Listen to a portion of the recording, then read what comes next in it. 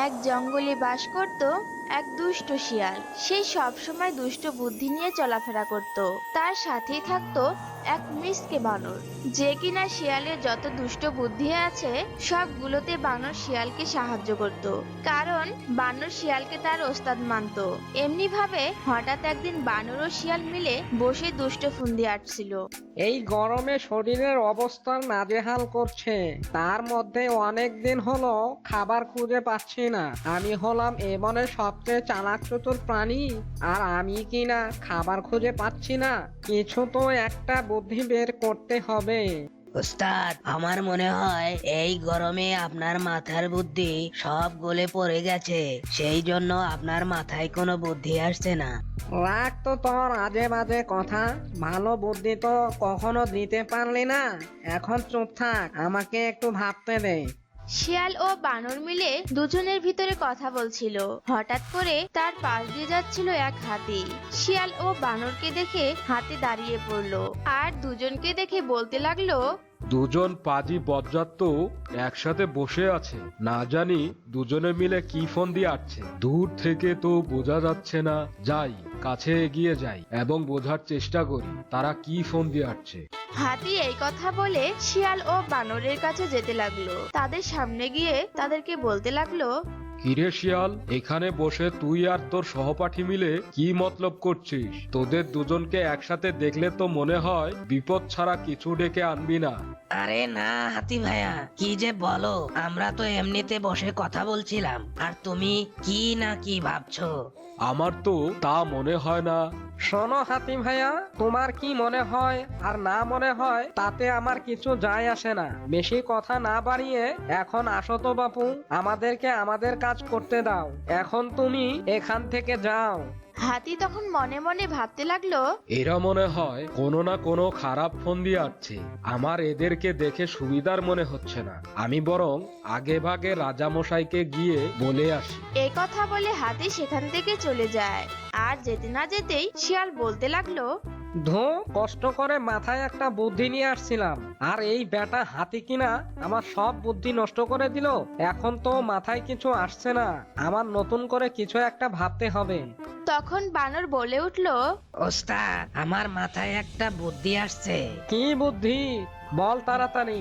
আমরা এই গরমে শরবত বিতরণ করি, আর তার পাশাপাশি আমরা আমাদের খাবারও জোগাড় করব। সেটা আবার কিভাবে রে? সেটা আবার হয় নাকি? শোনেন ওস্তাদ। তারপর বানরের কথা শুনে শিয়াল বলল, আরে বাহ বাহ, বুদ্ধি তো ভালোই। আগে তো আমার মাথায় আসেনি। তোর দেখি আমার সাথে সাথে থেকে থেকে তোরও অনেক বুদ্ধি হয়েছে। চল, বেশি না কথা বলে আমরা আমাদের কাজে লেগে পড়ি। এই বলে শিয়াল ও বানর তাদের গন্তব্যস্থানে চলে গেল। এদিকে হাতি রাজার কাছে আসলো আর রাজা সিংহকে ডাকলো। রাজামশাই, ও রাজামশাই, গুহাতে আছেন? একটু বাইরে আসুন, কথা আছে। কে রে আমাকে ডাকছে? আরে এই যে দেখছি হাতি, কি রে, কি হয়েছে? রাজামশাই, আমি আসার সময় দেখে আসলাম শিয়াল ও বানর মিলে কি যেন ফোন দিয়ে আসছে। আমার মনে হয় ওদের বাজে কোনো মতলব আছে। আরে না না, সব সময় সবাই এক থাকে না। ওরা মনে হয় ওদের বিষয় নিয়েই কথা বলছিল। রাজামশাই, আমার মনে হয়েছিল আপনাকে বলা, তাই আমি আপনাকে বলে গেলাম। ও নিয়ে তুই ভাবিস না, তুই তোর কাজ কর। এখন যা, যখন যা হবে তখন তা দেখা যাবে। এরপর হাতি সেখান থেকে চলে যায় আর সিংহ তার গুহায় চলে যায়। পরদিন তারপরেতে কি রয়েছে? এই গরমে শরবত আছে, তারপরেতে কি রয়েছে? মিষ্টি মোলার শরবত আছে, তারপরেতে কি রয়েছে? নরম কলার শরবত আছে। তারা এইভাবে গানের মাধ্যমে তাদের শরবত বিতরণ করার চেষ্টা করছিল। হঠাৎ করে তার পাশ দিয়ে যাচ্ছিল বাঘ ও বাঘিনী। তখন হঠাৎ করে তাদের নজরে আসলো। তখন বাঘিনী বাঘকে বলল, ওগো শুনছো? আমার না এই গরমে গলা শুকিয়ে গেছে। দেখো না শিয়ালটা কত সুন্দর শরবত বিতরণ করছে। চলো না এই গরমে ওর কাছ থেকে শরবত খেয়ে আসি। সবই তো ঠিক আছে, কিন্তু ওকে তো আমার বিশ্বাস হয় না। চলো, এত করে যখন বলছো একটু শরবত খেয়েই আসি। এই বলে বাঘ ও বাঘিনী শরবত খাওয়ার জন্য শিয়ালের কাছে গেল। হিরে শিয়াল, হঠাৎ করে কিভাবে ভালো কাজে লেগে পড়লে? কি যে বলো বাঘ মামা, আমিও তো একই জঙ্গলেই থাকি, আমারও তো একটা দায়িত্ব আছে তোমাদেরকে দেখাশোনা করার। ঠিক আছে, তোর মামিকে আর আমাকে দে দেখি তোর শরবত। ঠিক আছে মামা, দিচ্ছি। এরপর বাঘ বাঘিনী শরবত খেলো।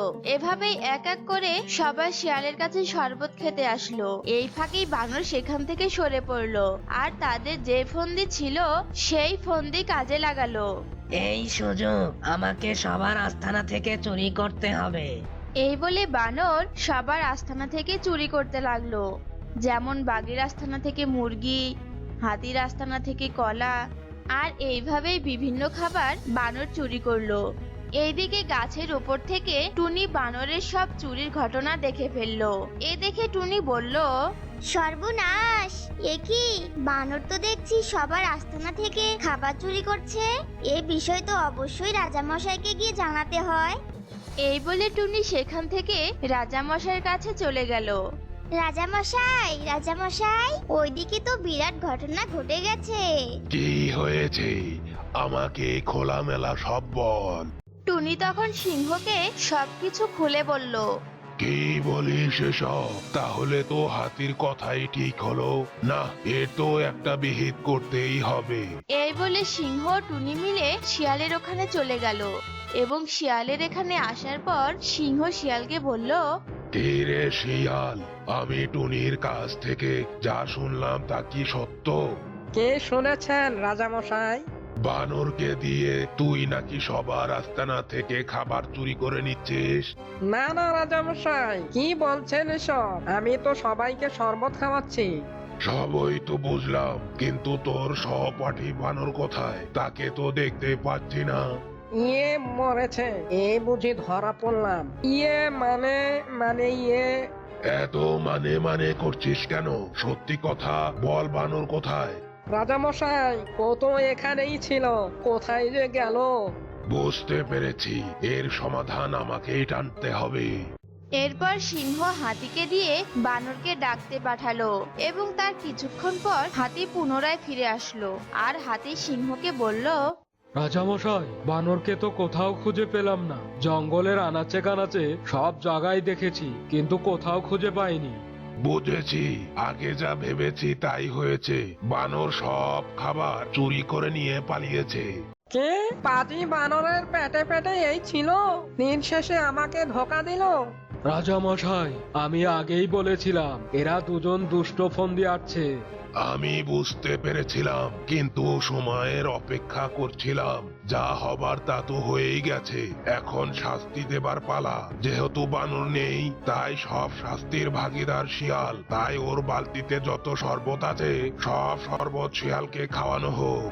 না না রাজামশাই, এমন শাস্তি আমাকে দিয়েন না, আমি তো এত শরবত খেলে মরে যাব। এরপর সবাই মিলে বালতির শরবত শিয়ালকে খাইয়ে দিল আর বন থেকে বের করে দিল। তো বন্ধুরা, কেমন লাগলো আজকের গল্প? যদি গল্পটি ভালো লেগে থাকে তাহলে অবশ্যই সাবস্ক্রাইব করুন আর পাশে থাকা বেল বাটনটি ক্লিক দিয়ে রাখুন। আর অবশ্যই লাইক, কমেন্ট, শেয়ার করতে ভুলবেন না।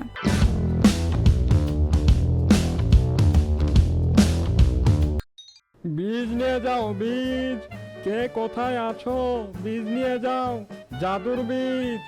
একবার এ বীজ রোপণ করলে হয়ে যাবে কোটি টাকার মালিক। কে কোথায় আছো? নিয়ে যাও, বীজ নিয়ে যাও, বীজ। আরে বাস, এ আবার আমি কি শুনলাম? জাদুই বীজ? তাহলে তো এ বীজ নিতে হয়। বানর দাদা, ও বানর দাদা, তুমি এই বীজ কত দামে বিক্রি করছো গো? বিক্রি করছি মাত্র 2000 টাকা। সব বস্তাগুলো বিক্রি হয়ে গেছে। শুধুমাত্র আমার মাথার উপরে যে বস্তা রয়েছে ওই একটা বস্তায় রয়ে গেছে। আরে আরে, জাদুর বীজ বলে কথা, বুঝতে পেরেছো? দাদা, সে কি? আমার কাছে তো এতগুলো টাকাই নেই। কি বলছিস কি? তোর কাছে আবার অত টাকা নেই, তাহলে ঠিক আছে, তুই বরং এক কাজ কর, তোর ওই হাতের ওই ফোনটা আমাকে দিয়ে দে। আমার এই বীজগুলো তুই বরং নিয়ে নে। তোকে আমি বারবার বলছি, এই বীজগুলো হাতছাড়া করিস না রে। এই বীজগুলো বড় হয়ে গেলে দেখিস তোর জীবনে অনেক বদলে যাবে, আর কোটিপতি হবি তুই। নে নে, এই সুযোগ একবারে হাতছাড়া করিস না। তাই নাকি? তবে তুমি নিয়ে নাও আমার এই ফোন, আর আমাকে তোমার এই বীজগুলো দিয়ে দাও। যাক বাবা যাক, এই বীজগুলো আমি অবশেষে কারো গলায় ঝোলাতে পারলাম। হা হা হা। যেতে যেতে পথে পূর্ণিমা রাতে চাঁদ উঠেছিল গগনে। বউ, আরে বউ, এই দেখো দেখো আমি কি নিয়ে এসেছি। লা লা লা লা লা লা লা লা লা লা। ওগো, তুমি এভাবে পাগলের মতন কেন নাচানাচি করছো বলো তো? তোমার আবার কি হলো? তাছাড়া তুমি এই বস্তায় করে কি নিয়ে এসেছো গো? বউ গো, আমি যে গুপ্তধন পেয়েছি ওটাকে বেচে আমি গুপ্তধন কিনেছি। এই যে বউ, দেখো দেখো। এ কি? হোয়াট? থু থু। এই এই হারামজাদা, এগুলো কিনা তোর গুপ্তধন? হারামজাদা কোথাকার! লাখ টাকার ফোন বিক্রি করে তুই কিনা এমন পচা বীজগুলোকে তুই নিয়ে এসেছিস। বলি, এখন আবার তোর সংসার চালাবে কি করে? আরে বাবা রে বাবা, এ বেটা বানর কিনা তবে আমাকে ধোকা দিল, ওকে তো আমি ছাড়বো না।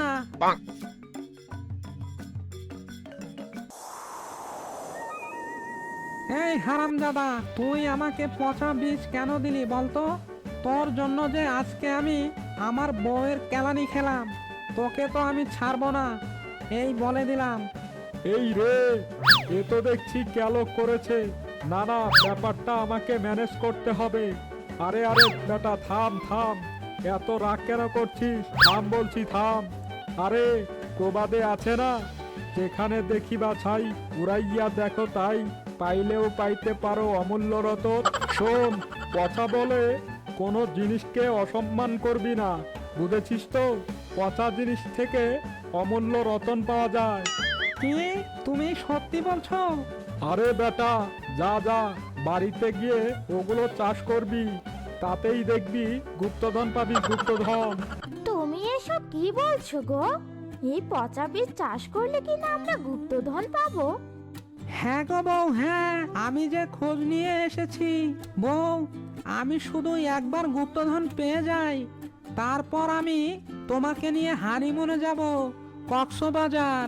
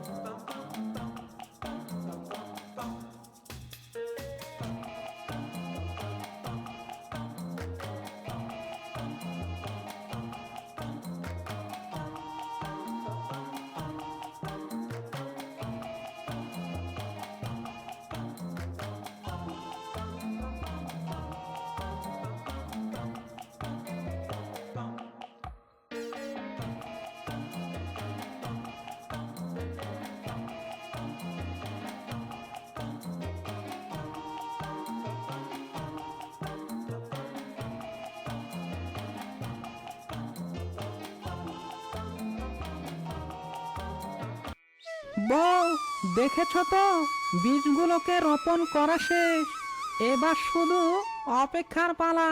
হা হা হা।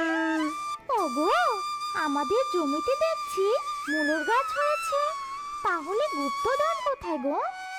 আরে বউ, তুমি তো দেখছি আসলেই বোকা। বলি, গুপ্তধন কি গাছে এভাবে চড়ে থাকে নাকি? গুপ্তধন তো মাটির নিচে থাকে। পচা মূলা, হারামজাদা, এ কিনা তোর গুপ্তধন? হ্যাঁ আরে আরে, হ্যাঁ, এ তো দেখছি সবজি মূলা। তাহলে গুপ্তধন কোথায়? তুই নাকি খুব চালাক। হ্যাঁ, তাহলে ওই বানরটা তোকে বোকা বানালো, দেখেছিস তো? আমি বোকা দেখেছি, কিন্তু তোর মতো এমন বোকা আমি আমার জীবনে কোনোদিনই দেখিনি। এবার আমি দেখি তুই কি করে সংসার চালাস। এ মা, এই দুষ্ট বানর কিনা আমাকে এভাবে ধোকা দিল। তবে দেখ বানর, এবার আমি কি করি। আমি হলাম শিয়াল পণ্ডিত, আমি এই মূলো বাজারে বিক্রি করেই ছাড়বো। আহা, কি সুন্দর সুগন্ধ! হ্যাঁ গো, এ মূলাগুলো দেখতে কত সুন্দর লাগছে। কেউ তো বুঝবেই না যে এগুলো রং করা মূলা। কি যে ভালো লাগছে! হা হা হা হা। সেই জন্যই তো এরকম উপায়। তোমরা আমাকে যতটা বোকা ভাবো, তো আমি কিন্তু ততটা বোকা নেই। কাঁটা দিয়ে যে আমি কাঁটা তুলবই। মোলা নিয়ে যাও মোলা, দেশি মাটির বিদেশি মোলা, একেবারে তাজা তাজা রঙিন বেরঙ্গেনের মোলা, মাত্র 20 টাকা কেজি। এসো এসো, মোলা নিয়ে যাও মোলা। আহা, মূলাগুলো কি সুন্দর গন্ধ! ও ভাই, তোমার এই মূলাগুলো কেজি কত করে গো? আরে আরে, বেশি নয়, মাত্র 20 টাকা। হিহিহি। নাও নাও, যত ইচ্ছা নাও, সস্তা দামে বস্তা ভরাও। ও বাবা গো বাবা, একে দেখছি আমি রং করা মূলা। এমন মূলা তো আমি এর আগে কোনোদিনই খাইনি। বলছি কি ভাই, এ মূলার স্বাদ কেমন? স্বাদ আর বলছি কি, সেই স্বাদ একদম ঝাকাস। আমার মতো এমন মোলা এ জীবনে আর কেউই চাষ করেনি। একদম পিওর মোলা, যে একবার খাবে সে শুধু বলবে এত স্বাদ ক্যা, এত স্বাদ ক্যা। মোলার স্বাদ এমন হবে। আরে আরে ভাই, আমি তো শুনেছি মূলা খেলে নাকি গ্যাস হয়, আর যেখানে সেখানে ছেড়ে দিলেই মান সম্মান থাকবে না। আরে আপনি যে কি বলেন না, আমার মোলাগুলোতে তেমন কোনো উপাদানই নেই। নো গ্যাস আর নো চাপ। এসব গ্যাস্ট্রিকের মোলা আমি বিক্রি করি না, বুঝতে পেরেছ তো? ঠিক আছে, তাহলে আমাকে 5 কেজি মূলা দিন তো। ওরে ওরে ঠকবাজ, আমি তো ঠকালাম তোকে, আর তুই কিনা আবার ঠকাচ্ছিস অন্য কাউকে। দাঁড়া দাঁড়া, আমি একটু মজা নেই তোর সঙ্গে। ওরে বেটা, এবার তো বুঝতে পেরেছি সবটা। পচা মূলা রং করে এনে আমাদের কাছে বিক্রি করা, তাই না? এই ধর ধর, এই শয়তান বেটাকে তাড়াতাড়ি ধর। নে নে, এবার এই মূলাগুলো তুই খাবি, বুঝতে পেরেছিস তো? তোর চাষ করা মূলা তুই খাবি। খা খা বলছি। এই দাঁড়িয়ে আছিস কেন রে? মুখে দে বলছি। ওরে বাবা রে, আমি আর খেতে পারবো না। ও এই এই, খাবি না মানেটা কি? তোকে যে খেতেই হবে। মূলা খাওয়া গ্যাসের কি দুর্গন্ধ! ছি ছি! তো বন্ধুরা, কেমন লাগলো আজকের গল্প? যদি গল্পটি ভালো লেগে থাকে তাহলে অবশ্যই সাবস্ক্রাইব করুন আর পাশে থাকা বেল বাটনটি ক্লিক করুন। অবশ্যই লাইক কমেন্ট শেয়ার করতে ভুলবেন না।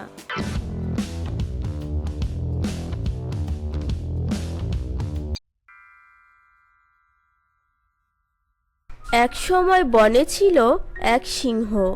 সে অন্য সব বনের সিংহের মতো ছিল না। সে ছিল খুব ভালো মনের। বনে আরও অনেক প্রাণী ছিল, আর তারা সিংহকে অনেক ভালোবাসতো এবং তাকে রাজা বলে মানত। কারো বিরুদ্ধে কারো অভিযোগ থাকলে তা তারা সিংহকে জানাতো, আর সিংহ রাজা তার সঠিক বিচার করত। এভাবে খুব ভালোভাবেই তাদের দিন কেটে যাচ্ছিল। হঠাৎ করে একদিন কোথা থেকে এক বাঘ চলে আসলো বনে। বাঘকে সিংহের এক বিশ্বস্ত পাখি টুনি দেখতে পায় এবং টুনি বলতে লাগে, এই সেরেছে! এই প্রাণী আবার কোথা থেকে আসলো? একে তো আগে কখনো এখানে দেখিনি। যাই, খবরটা রাজা মশাইকে গিয়ে জানাই। টুনি উড়তে উড়তে সিংহের কাছে গেল এবং গিয়ে বলতে লাগলো, সিংহ রাজা, একটা প্রাণীকে দেখলাম যে আমাদের বনে বাসিন্দা নয়, কিন্তু সে আমাদের বনে ঢুকে পড়েছে। তাই নাকি? চল তো দেখি সে কে। সিংহ তখন সেই প্রাণীকে বনের মধ্যে ঘুরে ঘুরে খুঁজতে লাগলো, আর অবশেষে সিংহ তার দেখা পেল। আরে, এটা তো দেখছি একটা বাঘ। যাই বেচারার কাছে আর জিজ্ঞাসা করি সে এখানে এসেছে কেন। সিংহ বাঘকে গিয়ে বলল, তুমি এই জঙ্গলে কোথা থেকে আসলে? তোমাকে তো আগে এখানে দেখিনি। আমি আমার জঙ্গল থেকে পালিয়ে এসেছি একটা সমস্যার কারণে। কেন? সেখানে কি সমস্যা? ওই জঙ্গলে কেউ আমাকে পছন্দ করে না। আমি কষ্ট করে খাবার জোগাড় করলে তা তারা ছিনিয়ে নিত। তাই আমি মনের দুঃখে সেখান থেকে পালিয়ে এসেছি। বাঘের কথা শুনে সিংহের মন খারাপ হয়ে গেল, আর সে বলতে লাগলো, আচ্ছা ঠিক আছে, তুমি আমাদের বনে থাকো। এই বলে সিংহ সেখান থেকে চলে গেল। কিন্তু আসল ঘটনাটি ছিল অন্য। সে পালিয়ে সেখানে আসেনি। অনেক আগে থেকেই বাঘের ইচ্ছে ছিল যে সে এ বনের রাজা হবে, আর এ কারণেই সে এখানে এসেছে। যাক বাবা, আসল ঘটনাটি সিংহ বুঝতে পারেনি। সুযোগ বুঝে যখন বনে ঢুকেই পড়েছি, আর আমার উদ্দেশ্য সিংহ বুঝতে পারেনি, তখন এ জঙ্গলের রাজা হওয়ার একটা উপায় বের করতেই হবে। তার কিছুক্ষণ পর অনেক ভেবে তো একটা উপায় বের করেছি, আর তা হলো সিংহকে প্রাণে মেরে ফেলতে হবে। কিন্তু আমার একার পক্ষে তো সেটা করা সম্ভব নয়, কারণ আমি সিংহের সাথে শক্তিতে পেরে উঠব না। তাই বুদ্ধি করে তাকে মারতে হবে। পরের দিন সিংহ সব প্রাণীকে তার গুহার সামনে ডাকলো, বাঘকে তাদের পরিচয় করার জন্য। কিন্তু বাঘকে কেউ পছন্দ করলো না, আর তারা সেখান থেকে চলে গেল। সিংহ রাজা, সবাই কেন আমাকে দেখে চলে গেল? তোমাকে সবাই প্রথমবার দেখেছে তো, তাই হয়তো তারা ভয় পেয়েছে। আস্তে আস্তে সব কিছু ঠিক হয়ে যাবে। আরে, বাঘকে দেখে সবাই কেন চলে গেল? আমার সাথে জঙ্গলের অন্য কোনো প্রাণীর মধ্যে তো কোনো বন্ধুত্ব নেই। তাই বাঘের সাথে দেখি বন্ধুত্ব করা যায় কিনা। কয়েকদিন পর শিয়াল বাঘকে এসে বলল, বাঘ, বাঘ, তুমি আমার বন্ধু হবে? কয়েকদিন ধরে লক্ষ্য করছি তুমি কারো সাথে মেশো না। হ্যাঁ, তুমি ঠিকই বলেছ। সবাই আমাকে দেখলেই পালিয়ে যায়। শিয়াল, আমি তোমার বন্ধু হব। শিয়ালের সাথে বন্ধুত্ব করতে পারলেই এর সাহায্য নিয়ে সিংহকে ঘায়েল করতে পারবো। একদিন বাঘ আর শিয়াল একসাথে ঘুরছিল। তখন সুযোগ বুঝে বাঘ শিয়ালকে বলল, বন্ধু শিয়াল, তুমি কি আমাকে একটা সাহায্য করতে পারবে? কি ধরনের সাহায্য বন্ধু, বলো? আমি এই জঙ্গলের রাজা হতে চাই। তুমি যদি আমাকে সাহায্য করো, তাহলে আমি তোমাকে আমার মন্ত্রী করব, আর আমার সকল শিকারের ভাগও তুমি পাবে। শিয়াল বাঘের প্রস্তাব শুনে খুব খুশি হলো এবং মনে মনে ভাবতে লাগলো, আরে, আমিও তো অনেকদিন ধরে সিংহকে জব্দ করার সুযোগ খুঁজছিলাম। আমি তোমাকে সাহায্য করব আর সিংহকেও হত্যা করব। কিন্তু বাঘ বন্ধু, সিংহ তো অনেক শক্তিশালী। আমরা তাকে কিভাবে হত্যা করব? আর তাছাড়া সিংহের সাথে বনের সব প্রাণীরাও আছে।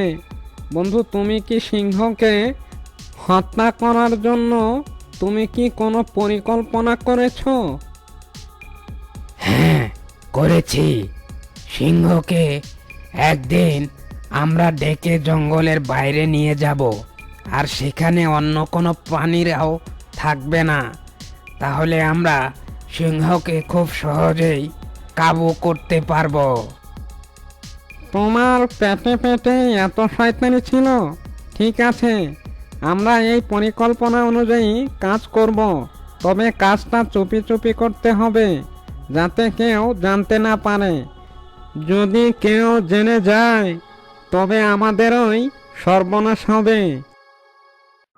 এদিকে পাশের গাছেই বসেছিল এক কাক। সে শিয়াল আর বাঘের সব কথা শুনে ফেলেছিল। তখন সে আর এক মুহূর্ত দেরি না করে সে চলে গেল বনের রাজা সিংহর কাছে। সিংহ রাজা, একটা গরম খবর আছে। কি খবর? বল দেখি শুনি। বাঘ এই জঙ্গলে এসেছে আপনাকে হত্যা করতে, আর আপনার জায়গায় ওই বনের রাজা হবে। আমি এইমাত্র বাঘের এসব কথা শুনে এলাম। বাঘ শিয়ালের সাথে এসব পরিকল্পনা করছিল। বলিস কি তুই? তাহলে বাঘ আর শিয়ালকে তো একটা শিক্ষা দিতেই হয়। তুই যা, বনের সকল প্রাণীকে খবর দে যে আমি জরুরিভাবে সবাইকে ডেকেছি। ঠিক আছে মহারাজ। এরপর কাক বনের সকল প্রাণীকে খবর দেয় এবং সকল প্রাণীকে নিয়ে কাক সিংহের গুহার সামনে হাজির হলো এবং সিংহ রাজা সবাইকে বলতে লাগলো, শোনো সবাই, এই বনে এক শত্রু এসে ঢুকেছে। আমি আগে বিষয়টা বুঝতে পারিনি যে বাঘ একটা ধোঁকাবাজ আর শিয়ালও তার সাথে জোট বেঁধেছে। তারা দুজন মিলে আমাকে হত্যা করে এই জঙ্গলের রাজত্ব করতে চায়। তাই বাঘ আর শিয়ালকে জব্দ করতে হবে। আমি একটা পরিকল্পনা করেছি, সে অনুযায়ী কাজ করব। তোমাদের সবার সাহায্য প্রয়োজন। পরের দিন বাঘ ও শিয়াল সিংহের কাছে আসলো এবং বলতে লাগলো, সিংহ মহারাজ, চলুন আজ আমরা তিনজন মিলে একসাথে শিকার খুঁজতে বেরোই। ঠিক আছে, চলো যাই। এই বলে সিংহ ও শিয়াল আর বাঘের সাথে রওনা হলো এবং এইদিকে সিংহ তো আগে থেকেই সকল প্রাণীকে শিয়াল আর বাঘের চক্রান্তের পরিকল্পনা জানিয়ে দিয়েছে। তাই তারা সবাই বাঘ ও শিয়াল আর সিংহের পিছু পিছু লুকিয়ে যেতে থাকলো। তারা তিনজন হাঁটতে হাঁটতে নির্জন জঙ্গলে যেয়ে উপস্থিত হয়েছে। তুমি কি মনে করেছো আমরা তোমার সাথে শিকারে বের হয়েছি? তোমার সাথে ঘুরতে বের হয়েছি? আমরা তোমাকে হত্যা করব বলেই এই নির্জন জঙ্গলে নিয়ে এসেছি, আর তোমাকে মেরেই হব আমি এই বনের রাজা, আর শিয়াল হবে এই বনের মন্ত্রী। হা হা হা। তখন ঝোপের আড়ালে লুকিয়ে থাকা সকল প্রাণী সেখানে এসে উপস্থিত হলো এবং বাঘ আর শিয়ালকে সব দিক দিয়ে ঘিরে দাঁড়ালো। তোমরা দুজন কি ভেবেছিলে? আমি তোমাদের পরিকল্পনা জানতাম না? জানতাম, আর জানতাম বলেই তোমাদের দুজনকে হাতে নাতে ধরার জন্য জঙ্গলের সবাই মিলে এই পরিকল্পনা করি, যাতে তোমাদের আসল চেহারা সবাই জানতে পারে। তোমরা যদি বাঁচতে চাও তাহলে জঙ্গল ত্যাগ করো, আর তা না হলে আমরা সবাই মিলে তোমাদের দুজনকে মেরে ফেলব। আর কখনো যেন তোমাদের ছায়াও এই জঙ্গলে না দেখি। যদি দেখি তাহলে তোমাদের মেরে ফেলা হবে। তখন শিয়াল ও বাঘ খুব ভয় পেয়ে যায়। তারা বুঝে যায় এত প্রাণীর সাথে পেরে উঠবে না, তাই তারা সেখান থেকে চলে যায় আর তখন থেকে জঙ্গলের সব প্রাণী সুখে শান্তিতে বসবাস করতে লাগে। বন্ধুরা, শত্রুর কথায় কখনো বিশ্বাস করতে নেই। তো বন্ধুরা, কেমন লাগলো আজকের গল্প? যদি গল্পটি ভালো লেগে থাকে তাহলে অবশ্যই সাবস্ক্রাইব করুন আর পাশে থাকা বেল বাটনটি ক্লিক দিয়ে রাখুন। আর অবশ্যই লাইক, কমেন্ট, শেয়ার করতে ভুলবেন না।